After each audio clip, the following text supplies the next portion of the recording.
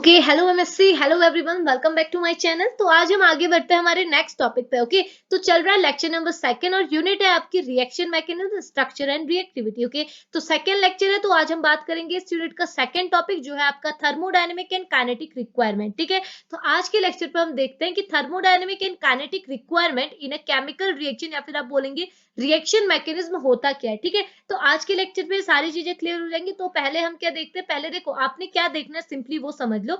आपने देखना है कि थर्मोडायनेमिक एंड काइनेटिक रिक्वायरमेंट क्या होती है किसी भी केमिकल रिएक्शन में। केमिकल रिएक्शन बोलो या फिर बोलो रिएक्शन मैकेनिज्म में। ठीक है, तो सारी चीजें क्लियर होंगी। तो पहले थोड़ी देर सुन लीजिए। तो देखो यहाँ पे पहले रिएक्शन की बात की है, देन हम लोग देखेंगे थर्मोडायनेमिक एंड काइनेटिक का कॉन्सेप्ट। ठीक है, तो यहाँ क्या बोल रहा है, ये बोल रहा है ड्यूरिंग ए केमिकल रिएक्शन, अगर आपकी कोई भी केमिकल रिएक्शन हो रही है तो आपको पता है उस केमिकल रिएक्शन में क्या होगा, आपका जो रिएक्टेंट मॉलिक्यूल है वो किस में कन्वर्ट होगा, प्रोडक्ट में कन्वर्ट होगा। ओके, और यहाँ पर आप जो ये केमिकल रिएक्शन करा रहे हैं इसके अंदर कौन कौन सी प्रोसेस हो रही है, इसके अंदर कौन कौन से कॉन्सेप्ट लग रहे हैं, ये आपको कब पता चलता है, जब आप इसकी क्या देखते हैं, मैकेनिज्म देखते हैं। ओके, और आप खुद ही सोचिए, जब आप किसी भी रिएक्शन की मैकेनिज्म देखते हैं, सपोज मैं क्या बोलूं, आपकी कोई रिएक्शन है तो सिंपली रिएक्शन ऐसे ही तो होती है ना, रिएक्टेंट से प्रोडक्ट में प्रोसीड होती है, मतलब रिएक्टेंट आपका किसमें कन्वर्ट होता है, प्रोडक्ट में। ओके, तो ये तो आपकी सिंपल रिएक्शन है। ओके, अगर मैं इसकी मैकेनिज्म देखूं तो ऐसा कुछ ही तो होगा कि यहाँ पर पहले रिएक्टेंट है, ये एक इंटरमीडिएट स्टेट में कन्वर्ट होगा, यानी कि जिसे आप ट्रांजिशन स्टेट कहते हैं, एंड देन ये अपने प्रोडक्ट में कन्वर्ट होगा, ये बन गई इसकी मैकेनिज्म। ओके, तो आपको पता है जब आप इसकी मैकेनिज्म देखते हैं तो हर मैकेनिज्म मतलब मैकेनिज्म में जो स्टेप्स हैं ये पूरा एक स्टेप है। अगर आप मैकेनिज्म देखेंगे तो यहाँ पे आप देखिए, ये आपका एक स्टेप है, यानी कि रिएक्टेंट से ट्रांजिशन स्टेट में जाना एक स्टेप हो गया, ट्रांजिशन स्टेट से प्रोडक्ट में जाना एक स्टेप हो गया। तो आपको पता है कि सारे स्टेप में एनर्जी अलग अलग होती है, यानी कि अगर कोई भी केमिकल रिएक्शन आप देख लीजिए उसमें जो आपके मैकेनिज्म के स्टेप होते हैं उनकी एनर्जी कभी भी इक्वल नहीं होगी। यानी कि ऐसा कभी नहीं होगा कि आप रिएक्टेंट की एनर्जी निकाले, ट्रांजिशन स्टेट की एनर्जी निकाले और प्रोडक्ट की एनर्जी निकाले, इन सब की एनर्जी आपको इक्वल मिले, कभी ऐसा नहीं होगा। क्यों? क्योंकि इनकी एनर्जी क्या है, इनकी स्टेबिलिटी के बेसिस पे वरी करती रहती है। ओके, तो वही बोल रहा है कि आपको क्या है, इनका आपको जो इनका एनर्जी का चेंज है, यानी कि कब आपकी एनर्जी बढ़ रही है, कब आपकी एनर्जी कम हो रही है, ये आपको कब पता चलता है, जब आप इसका मैकेनिज्म चेक करते हैं, और जिसे आप क्या है कोरिलेशन डायग्राम यानी कि आप बोल सकते हैं एनर्जी प्रोफाइल डायग्राम से एक्सप्लेन करते हैं। ठीक है, तो उसी के बाद आप यहाँ पे थर्मोडायनेमिक एंड काइनेटिक का कॉन्सेप्ट लगाएंगे। ठीक है, तो देखो पहले मैं आपको एक एग्जांपल के थ्रू समझाती हूँ। यहाँ देखिए, ठीक है, तो ये एक हाइपोथेटिकल एग्जांपल ही है जिसमें क्या है ए और ये आपका जो बी है, ये आपका क्या है, रिएक्टेंट मॉलिक्यूल है, ये कन्वर्ट हो रहे हैं आपके प्रोडक्ट में, यानी कि डी में आपके प्रोडक्ट है, ये आपके प्रोडक्ट में कन्वर्ट हो रहे हैं। ओके, अब देखिए यहाँ पर आपका इक्विलिब्रियम स्टेट लगा है, क्योंकि आपने यहाँ पर को कौन सा कॉन्सेप्ट देखना है, थर्मोडायनेमिक एंड काइनेटिक रिक्वायरमेंट देखना है, यानी कि सॉरी थर्मोडायनेमिक एंड काइनेटिक का कॉन्सेप्ट देखना है। तो थर्मोडायनेमिक का कॉन्सेप्ट कब आता है, जब यहाँ पर को आपका इक्विलिब्रियम में रिएक्शन होगी। ओके, तभी आपका थर्मोडायनेमिक का कॉन्सेप्ट आएगा। तो यहाँ आपने रिएक्शन को ध्यान से इक्विलिब्रियम में ही शो करना है। ठीक है, तो अब आप देखिए, अगर आप यहाँ पर को रेट निकालेंगे तो ऐसी रिएक्शन जिसमें यहाँ पर जो रिएक्शन होती है वो इक्विलिब्रियम में होती है, तो आपका जो रेट होता है वो कैसे निकलता है, रेट हमेशा आपके प्रोडक्ट के अपॉन रिएक्टेंट के इक्वल होता है। तो आप यहाँ लिखेंगे K इज इक्वल टू जो आपका रेट है, यानी कि जो आपका रेट नहीं सॉरी जो आपका कांस्टेंट है, तो K कांस्टेंट जो है वो किसके इक्वल होगा, प्रोडक्ट अपॉन रिएक्टेंट। तो आपका प्रोडक्ट क्या है, यहाँ पर को है ये डी, और ये जो नंबर है ये यहाँ पर क्या होता है, इसका नंबर होता है 2 3 कुछ भी। ओके, तो ये कहाँ चला जाता है, पावर में चला जाता है। ओके, ये भी आपके इसके पावर में चले जाएगा, ये पावर में चले जाएगा, ये पावर में चले जाएगा, तो आपका क्या बना, प्रोडक्ट अपॉन रिएक्टेंट। तो आप कुछ ऐसा दिखेगा इसे, यानी कि आपका कांस्टेंट की वैल्यू आपने ये निकाल दी। ओके, अब ये क्या बोल रहा है, देखिए अब आगे देखिए, अगर मैं इस रिएक्शन की क्या बनाऊं, आपकी रेट दिखाऊं, यानी कि इसका अगर मैं एनर्जी प्रोफाइल डायग्राम बनाऊं, जो मैंने आपको यहाँ दिखाया कि रिएक्शन आपको ऐसी लगेगी कि आपका रिएक्टेंट सिंपली प्रोडक्ट में कन्वर्ट हुआ है, लेकिन रिएक्शन के अंदर क्या क्या हुआ कब आपको पता चलेगा, जब आप उसकी मैकेनिज्म देखेंगे। तो आपने जब इसकी मैकेनिज्म देखी तो आपको क्या पता चला, देखिए ए बी, बी के बाद यहाँ पर सी भी आना चाहिए, ये हाइपोथेटिकल है तो हम ऐसा समझ रहे हैं कि यहाँ ए बी आपकी रिएक्टेंट मॉलिक्यूल है, डी ई आपका प्रोडक्ट बना, तो ऑब्वियस सी बात है इसमें एक इंटरमीडिएट स्टेट आई होगी जो है आपकी सी। यानी कि अगर आप इसका एनर्जी प्रोफाइल डायग्राम बनाएंगे इस रिएक्शन का, जिसका देखो जिसका रिएक्टेंट ए बी है, इंटरमीडिएट स्टेट यानी कि ट्रांजिशन स्टेट क्या है, reactant A B, transition state है सी, और प्रोडक्ट बना डीई, तो इसका एनर्जी प्रोफाइल डायग्राम आपको कुछ ऐसा अपेयर होगा। ओके, अब ध्यान से सुनिएगा, अब आया आपका मेन कॉन्सेप्ट। देखिए यहाँ पे क्या बता रहा है, एनर्जी प्रोफाइल डायग्राम क्या बताता है, इनकी एनर्जी को बताता है। तो मैं यहाँ पर को लिख देती हूँ एनर्जी, और आपको पता है जितना ऊपर को आप जाएंगे आपकी एनर्जी की वैल्यू इंक्रीज होती है। ओके, अब ये एनर्जी प्रोफाइल डायग्राम आपको क्या बता रहा है, देखिए यहाँ पर है आपका रिएक्टेंट मॉलिक्यूल, यानी कि रिएक्टेंट मॉलिक्यूल की एनर्जी क्या है, इतनी है। ओके, ये आई आपकी ट्रांजिशन स्टेट, और ट्रांजिशन स्टेट की एनर्जी आपकी यहाँ पर आ रही है। ओके, और ये है आपका प्रोडक्ट डीई, और इसकी एनर्जी है यहाँ पर। आप बोलेंगे ऐसी ऐसी एनर्जी क्यों आई, तो देखिए मैं आपको बार बार बताती हूँ, आपकी जो एनर्जी होती है वो आपकी स्टेबिलिटी के कांस्टेंट होती है, मतलब स्टेबिलिटी के प्रोपोर्शनल होती है। मतलब अगर आपके किसी भी कंपाउंड की, सपोज मैं अपने आप को एक कंपाउंड कंसीडर करूं, अगर मेरे पास बहुत ज्यादा एनर्जी है, तो आप खुद ही सोच ले, हमारे पास एनर्जी ज्यादा हो जाती है तो आप क्या करते हैं, आप बहुत ज्यादा एक्टिव हो जाते हैं। वही चीज है कि अगर आपके कंपाउंड के पास एनर्जी बहुत ज्यादा होगी, तो वो कंपाउंड आपका क्या होगा, एक्टिव होगा। और कौन सा कंपाउंड आपका एक्टिव होगा, अगर कंपाउंड एक्टिव हो गया, इट मींस वो क्या होगा, अनस्टेबल हो गया, क्योंकि वो एक जगह स्टेबल रह ही नहीं पा रहा। सिमिलरली यही चीज आपके मॉलिक्यूल में होते हैं, मतलब जैसे आपके साथ हो रही है कि आप, अगर आपके पास एनर्जी बहुत ज्यादा है तो आप बहुत ज्यादा एक्टिव हो जा रहे हैं। एक्टिव है तो आप एक जगह बैठेंगे नहीं, आप पूरे घर पे घूमते रहेंगे, तो आप क्या हो जाएंगे, अनस्टेबल कंसीडर किए जाएंगे। सेम मॉलिक्यूल में ऐसा होता है। तो आपको पता है रिएक्टेंट मॉलिक्यूल के पास थोड़ी बहुत एनर्जी तो होती है। क्यों एनर्जी होती है, क्योंकि रिएक्टेंट मॉलिक्यूल क्या है, थोड़ा अनस्टेबल है। तभी तो आपको पता है रिएक्शन हमारी क्यों होती है, रिएक्शन हम केमिस्ट्री में कराते ही क्यों है, रिएक्शन इसीलिए कराते हैं कि हमारा जो रिएक्टिंग स्पीसीज होता है ना, ये थोड़ा बहुत अनस्टेबल होता है। और आपको पता है कुछ भी चीज अनस्टेबल है तो वो अपने आप को स्टेबल कराना चाहती है। कोई भी चीज खराब है तो जरूरत ये है कि आप उसे सही कीजिए। सिमिलरली यहाँ भी होता है कि अगर कोई चीज अनस्टेबल है तो ये अपने आप को स्टेबल करना चाहती है, सॉरी स्टेबल करना चाहती है। तो आपका रिएक्टेंट मॉलिक्यूल के पास थोड़ी एनर्जी है, इसका मतलब क्या होगा कि वो थोड़ा बहुत अनस्टेबल है, तभी तो उसमें रिएक्शन हो रही है। आपके प्रोडक्ट के पास देखिए एनर्जी कितनी कम है, अगर आपके प्रोडक्ट के पास एनर्जी कम है तो ऑब्वियस सी बात है, एनर्जी कम होगी तो वो बेचारा थका हारा एक जगह बैठ जाएगा, यानी कि आप उसे स्टेबल कंसीडर करेंगे।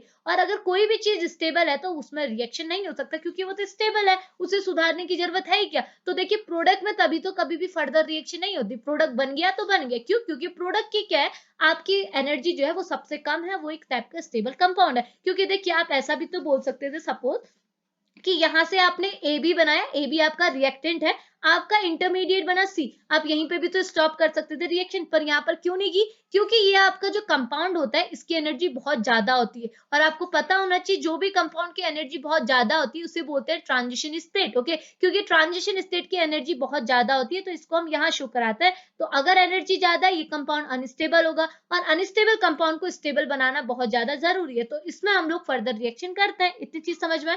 और रिएक्टेंट का भी वही केस है कि रिएक्टेंट आपका अनस्टेबल होगा ही होगा, अनस्टेबल नहीं होगा तो इसमें रिएक्शन कराएंगे ही नहीं, अगर स्टेबल है तो रिएक्शन कराएंगे नहीं। और अगर ये स्टेबल अनस्टेबल है तभी तो हम लोग रिएक्शन करा रहे हैं ना, और अगर ये अनस्टेबल है तो इसका मतलब इसके पास कुछ ना कुछ एनर्जी होगी, इसलिए हमने इसे यहाँ पे शो करा है। इतनी चीज क्लियर है। अब आप देखिए ये एनर्जी डायग्राम में ये तो समझ गए, बट एक और चीज जो आपकी सबसे जरूरी है, ये तो मैंने खाली आपको कि ऐसा रिप्रेजेंटेशन क्यों हुआ इसलिए मैंने समझाया, बट मेन चीज जो मैं आपको बताना चाह रही हूँ वो ये है। देखिए यहाँ पर, देखिए यहाँ पर को जी की वैल्यू दी है, जी है आपकी गिब्स फ्री एनर्जी। ओके, तो यहाँ पर आप देख सकते हैं, यहाँ पर आपका क्या है, ट्रांजिशन स्टेट है। तो आपको ये चीज पता होगी कि ट्रांजिशन स्टेट से जो आपका रिएक्टेंट मॉलिक्यूल है, इनके बीच में जो एनर्जी डिफरेंस होता है, डेल्टा मतलब क्या है, डेल्टा मतलब होता है डिफरेंस। डेल्टा आप क्यों लगाते हैं, डेल्टा मतलब होता है डिफरेंस।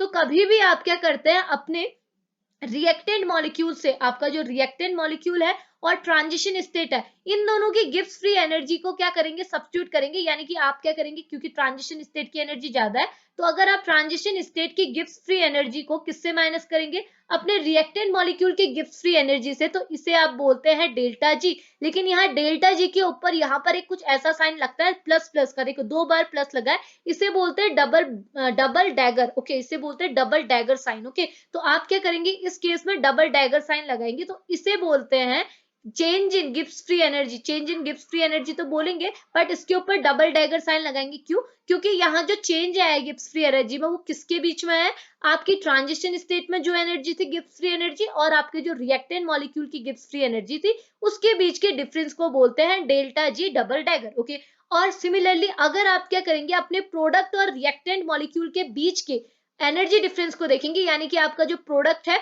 उसकी जो गिफ्ट फ्री एनर्जी है उससे किसको माइनस करेंगे, अपने रिएक्टेंट के गिफ्ट फ्री एनर्जी को माइनस करेंगे। तो उसे देखो इसकी वैल्यू यहाँ पे आ रही है, ये देखिए अगर इन दोनों के से इन दोनों का जो डिफरेंस आएगा गिफ्ट फ्री एनर्जी का, उसे क्या बोलेंगे, उसे भी आप डेल्टा में लिखेंगे, क्योंकि ये चेंज है, आपकी एक वैल्यू से दूसरी वैल्यू को आप चेंज कर रहे हैं। जैसे आपने क्या किया, E2 माइनस E1 किया, तो आप क्या बोलेंगे, इसे करेंगे डेल्टा E। तो वही चीज है, जब आप गिफ्ट फ्री एनर्जी को तो G से रिप्रेजेंट करते हैं, लेकिन यहाँ पर कुछ चेंज देख रहे हैं कि चेंज कितना आया, जब आपने क्या किया, रिएक्टेंट से प्रोडक्ट की गिफ्ट फ्री एनर्जी को माइनस किया, तो आप इसे कैसे रिप्रेजेंट करेंगे, डेल्टा G नॉट से। ठीक है, तो आपको दो टाइप की गिफ्ट फ्री एनर्जी मिली, एक को मिली डेल्टा G डबल डैगर, एक मिली डेल्टा G नॉट। ओके, तो ये डेल्टा G डबल डैगर किसकी है, जब आप क्या ट्रांजिशन स्टेट और रिएक्टेंट मॉलिक्यूल की गिफ्ट फ्री एनर्जी को सब्स्टिट्यूट कर रहे हैं, उन दोनों के बीच का डिफरेंस देख रहे हैं। और डेल्टा G नॉट कब मिली, जब आप क्या अपने रिएक्टेंट और प्रोडक्ट मॉलिक्यूल की गिफ्ट फ्री एनर्जी का डिफरेंस देख रहे हैं। इतनी चीज क्लियर है। तो ये दो टर्म आपने यहाँ से पढ़े, ध्यान दीजिएगा। ठीक है, अब इन दो टर्म के बेसिस पे आप काइनेटिक एंड थर्मोडायनेमिक स्टेबिलिटी की बात करेंगे। थर्मोडायनेमिक और काइनेटिक कॉन्सेप्ट का जो कॉन्सेप्ट है वो यहीं से आया। कैसे, देखिए आप ध्यान से सुनिएगा, आगे हम चलते हैं। देखो ये क्या बोल रहा, जो डेल्टा G नॉट है ना, डेल्टा G नॉट है, इसको आप बोलते हैं इक्विलिब्रियम कांस्टेंट। ओके, तो ये है आपका इक्विलिब्रियम कांस्टेंट, जो कि आपको थर्मोडायनेमिक स्टेबिलिटी के बारे में बताता है। यानी कि ये बताता है कि आपकी जो रिएक्शन हो रही है ना, वो थर्मोडायनेमिकली स्टेबल है या फिर अनस्टेबल है। कौन बताएगा, डेल्टा G नॉट की वैल्यू बताइए। कैसे, ये बोल रहा है अगर आपके डेल्टा G नॉट की वैल्यू अगर आपकी नेगेटिव है, नेगेटिव कब आएगी, क्योंकि देखिए नेगेटिव कब आनी चाहिए, क्योंकि डेल्टा G नॉट क्या होता है, आपका प्रोडक्ट। देखिए मैं इसको थोड़ा सा इरेज करती हूँ, वेट में एक मिनट रुकिएगा। ठीक है, तो देखिए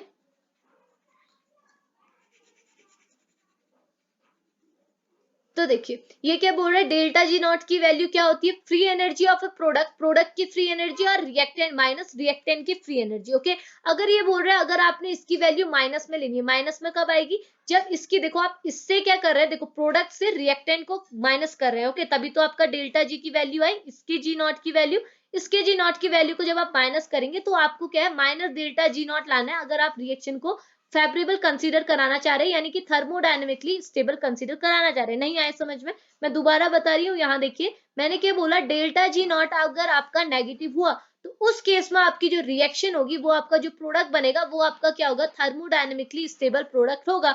तो नेगेटिव कब होगी, तो देखिए आप क्या करा रहे हैं, डेल्टा G नॉट कब आपका आएगा, जब आप प्रोडक्ट माइनस रिएक्टेंट करेंगे। ओके, तो ये वैल्यू आपकी नेगेटिव कब होगी, जब आपकी R की वैल्यू ज्यादा होगी। अगर प्रोडक्ट की वैल्यू सपोज मैंने बोला 5 है, ओके, रिएक्टेंट मॉलिक्यूल की वैल्यू कम कर दी, तो ऑब्वियस सी बात है ये 1 आएगा। लेकिन आप -1 कराना चाह रहे हैं, इसका मतलब क्या होगा कि ये वैल्यू आपकी कम होनी चाहिए, ये वैल्यू आपकी ज्यादा होनी चाहिए। अगर मैं इसे 6 कर दूं, तो यहाँ वैल्यू क्या आएगी, -1। इसका मतलब आपकी रिएक्टेंट की वैल्यू, रिएक्टेंट की गिफ्ट फ्री एनर्जी क्या होनी चाहिए, ज्यादा होनी चाहिए, और प्रोडक्ट की गिफ्ट फ्री एनर्जी कम होनी चाहिए। कब, जब आपका रिएक्शन में, अगर आप चाह रहे हैं, मतलब अगर आपको सिंपली पता चला कि आपके रिएक्टेंट मॉलिक्यूल की गिफ्ट फ्री एनर्जी ज्यादा है और प्रोडक्ट की गिफ्ट फ्री एनर्जी कम है, तो देखिए मैं ऐसे लिख लेती हूँ, आपको ध्यान रहेगा। ठीक है, ध्यान से सुनना ज्यादा जरूरी है। ठीक है, अगर आप बोलो इसकी जो गिफ्ट फ्री एनर्जी है वो आपकी ज्यादा है, इसकी गिफ्ट फ्री एनर्जी कम है, तो उस केस में जो आपका प्रोडक्ट बनेगा ना, यहाँ पे जो आपका प्रोडक्ट बनेगा, इसकी डेल्टा G की नॉट की वैल्यू क्या आएगी, नेगेटिव आएगी। और अगर आपकी डेल्टा G नॉट की वैल्यू नेगेटिव आती है, उस केस में जो आपका प्रोडक्ट बनता है उसी को बोलते हैं थर्मोडायनेमिकली स्टेबल प्रोडक्ट। इतनी चीज समझ में आई। और ये जो रिएक्शन होते हैं, इनको एक पर्टिकुलर टर्म दिया जाता है, इसे बोलते हैं एक्सर्गोनिक रिएक्शन। समझ में आया, तो ये सिंपल सी बात होगी। ओके, सिमिलरली अगर आप इसका उल्टा केस कर दे, यानी कि अगर आपने बोला डेल्टा G नॉट की वैल्यू अगर आपकी पॉजिटिव आई, पॉजिटिव कब आएगी, जब आपकी डेल्टा G नॉट की वैल्यू क्या होगी, कम होगी, और delta G not value product की क्या होगी, ज्यादा होगी। तो यहाँ पे क्या होगा, प्रोडक्ट की ज्यादा होगी, रिएक्टेंट की कम होगी, तो ऑब्वियस सी बात है आपका जो समिश, इनका जो सब्सट्रैक्ट करके जो वैल्यू आएगी, इनका जो डिफरेंस आएगा, वो पॉजिटिव में आएगा। और अगर पॉजिटिव में आ गया, उस केस में जो आपका प्रोडक्ट बनेगा, वो आपका क्या होगा, थर्मोडायनेमिकली अनस्टेबल होगा। और इस ओवरऑल रिएक्शन को बोलते हैं एंडरगोनिक रिएक्शन। इतनी चीज समझ में आई। ओके, अब देखो काइनेटिक स्टेबिलिटी का आपको पता है किससे चलता है, डेल्टा G नॉट से। लेकिन सॉरी, थर्मोडायनेमिक स्टेबिलिटी का पता है किससे चलता है, डेल्टा G नॉट से। लेकिन काइनेटिक स्टेबिलिटी का पता है किससे चलता है, delta naught, sorry delta G double dagger से। ओके, जिसके बारे में आपने यहाँ पढ़ा। ठीक है, तो delta G double not, double dagger किसका इक्वल होता है, ये इक्वल होता है free energy of a transition state minus free energy of a reacted molecule. Okay, अब देखो यहाँ पर को क्या होगा। ठीक है, अब देखो ये बोल रहा है, लेकिन अगर आपके डेल्टा G डबल डैगर की वैल्यू आपकी क्या है, लार्जर है, यानी कि ज्यादा है, तो उस केस में आपका जो कंपाउंड होगा उससे आप बोलेंगे काइनेटिकली स्टेबल। ओके, तो देखो अगर आपके डेल्टा जी डबल डेगर की वैल्यू ज्यादा है, अगर इसका मतलब क्या है कि ट्रांजिशन स्टेट की वैल्यू आपकी ज्यादा होनी चाहिए, इसकी वैल्यू अगर आपकी ज्यादा है और इसकी वैल्यू, सॉरी जी डेल्टा नहीं लिख सकती, डेल्टा मतलब तो चेंज हो गया ना, अगर आपकी इसकी वैल्यू क्या है, आपकी जी लिखना चाहिए ज्यादा है और इसकी गिब्स फ्री एनर्जी की वैल्यू कम है, तो उस केस में जो आपका इनका समेशन आएगा, इनको सॉरी इनका जो डिफरेंस आएगा वो आपका क्या होगा, डेल्टा जी, लेकिन आप यहाँ लिखेंगे डबल डेगर, तो इसकी वैल्यू क्या होगी, पॉजिटिव आएगी। अगर आपकी रिएक्शन की इसकी डेल्टा जी डबल डेगर की वैल्यू क्या है, पॉजिटिव आए, उस केस में जो आपका प्रोडक्ट होगा आप उसे बोलेंगे काइनेटिकली स्टेबल प्रोडक्ट। ओके, लेकिन अगर यही चीज आप उल्टा कर दें, यानी कि जी की वैल्यू यहाँ पर गिव्स फ्री एनर्जी की वैल्यू फ्री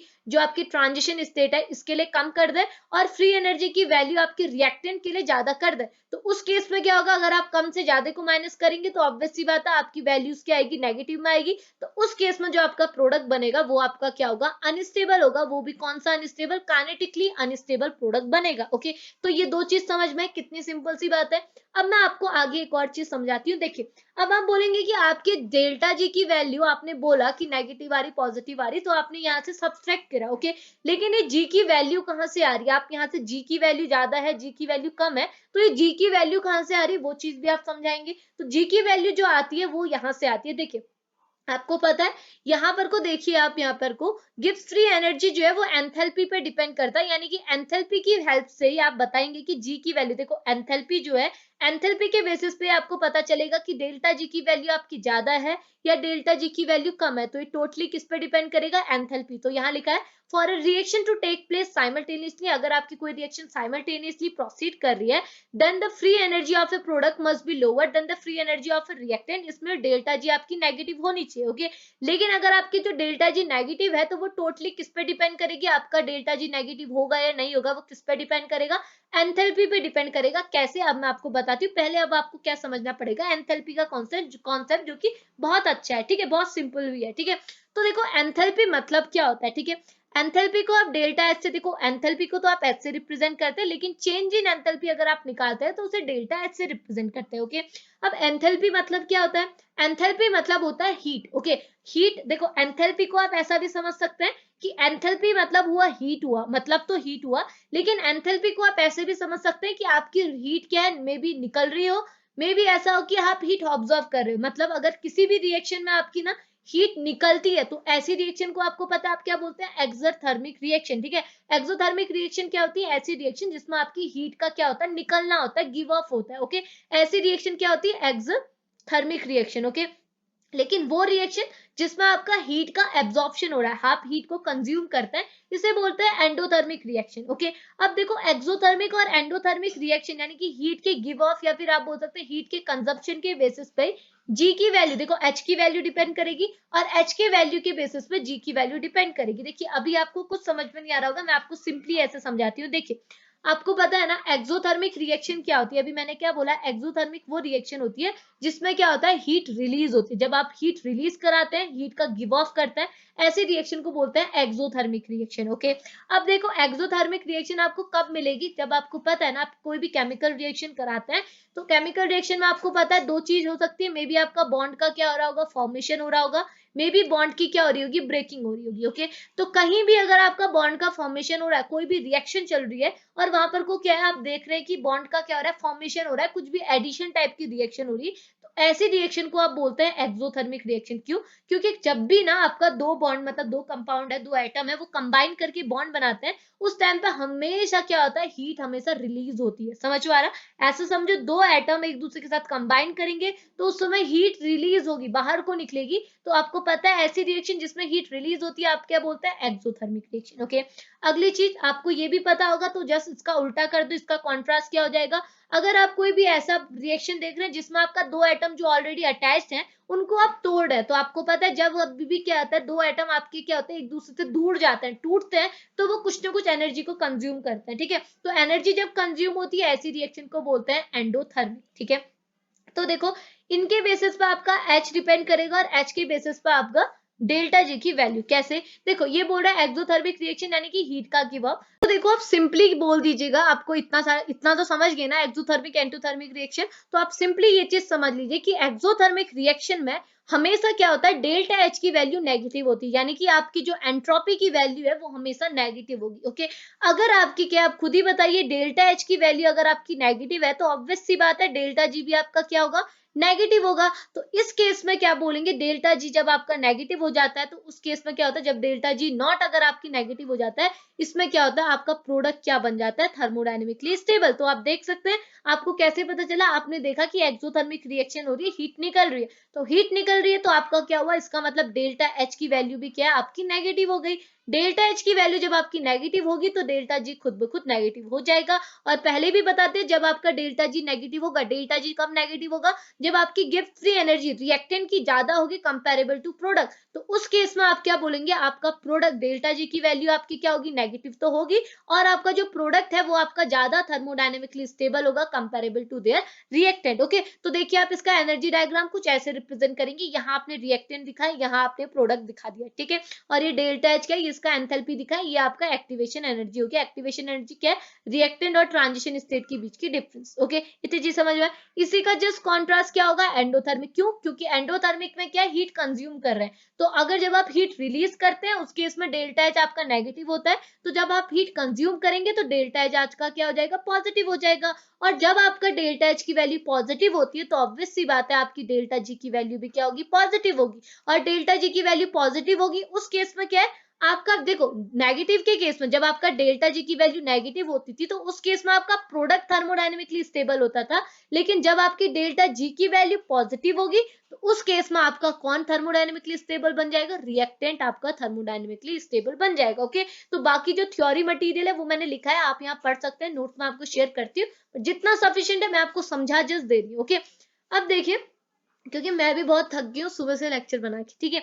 तो देखिए अब आगे देखिए, यहाँ पर इसका एनर्जी प्रोफाइल डायग्राम भी ऐसे ही दिखाएंगे, यहाँ पे आपका रिएक्टेंट लाई कर रहा है, यहाँ हाई एनर्जी में आपका प्रोडक्ट लाई कर रहा है। ओके, और एक्टिवेशन एनर्जी क्या हो जाएगी, मैंने क्या बोला, ट्रांजिशन स्टेट और रिएक्टेंट के बीच का डिफरेंस, तो ये है इसका एक्टिवेशन एनर्जी। और डेल्टा एच की वैल्यू कहां से पता चलेगा, प्रोडक्ट और रिएक्टेंट की डिफरेंस। देखो, प्रोडक्ट ये आपका रिएक्टेंट था, ये आपका प्रोडक्ट, तो इनके डिफरेंस को डेल्टा एच कहते हैं, तो यहाँ भी क्या है, प्रोडक्ट और रिएक्टेंट के बीच के डिफरेंस को बोल रहे हैं डेल्टा एच। तो ये है आपका एंडोथर्मिक और एक्सोथर्मिक रिएक्शन में आपका डेल्टा एच कैसा होगा, डेल्टा एच कैसा है तो उसके बेसिस पे आप जी की वैल्यू निकालेंगे, और डेल्टा जी की वैल्यू पता चल गई तो आप उसी के बेसिस पे बोल सकते हैं कि आपका रिएक्टेंट थर्मोडायनेमिकली स्टेबल है या फिर प्रोडक्ट थर्मोडायनेमिकली स्टेबल है। इतनी चीज क्लियर है, इतना समझ में? तो ये था आपका आज का टॉपिक, जो है आपका थर्मोडायनेमिक एंड काइनेटिक रिक्वायरमेंट में इतना। इसमें क्या, आप जस्ट इतना बताइए कि थर्मोडायनेमिक एस्पेक्ट्स क्या होते हैं, यानी कि थर्मोडायनेमिक स्टेबिलिटी, और थर्मोडायनेमिक स्टेबिलिटी में भी प्रोडक्ट कब आपका ज्यादा स्टेबल कंसीडर होगा, रिएक्टेंट कब ज्यादा कंसीडर होगा।